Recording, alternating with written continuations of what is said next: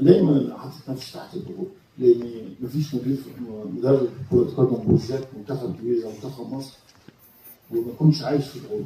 بالعكس انا عايش في ضغوط ايجابيه، بس الهدف بالنسبه لي هو بلدي، ولاني اعلم يعني ايه اهميه منتخب مصر للشعب المصري والكره المصريه، والمنتخب بالنسبه للجمهور في الشارع وفي كل حته في مصر، من اول القياده كلها لحد اصغر مواطن مصري.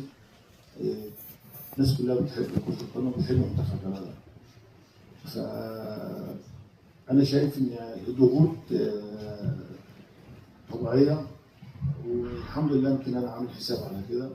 وفي نفس الوقت كل الهدف اللي قدامي ان المنتخب الناس تفرح، وبترجم الضغوط دي لحاجه ايجابيه مع شغلي، مع تركيزي مع لعيبتي، وان انا احاول اخد بالاسباب.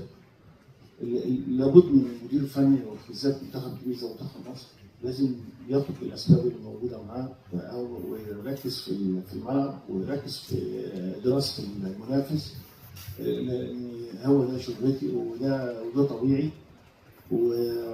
وباخد الامور بترجمها لحاجه ايجابيه، يعني الحاجات السلبيه بخليني في طريقي، لان اي حد عايز ينجح في اي مجال وخاصه في اللي انا فيه لابد ان هو يحط قدامه هدف واحد، هو بلده، يكتب مصلحه مصر، هو ده الاهم بالنسبه لي.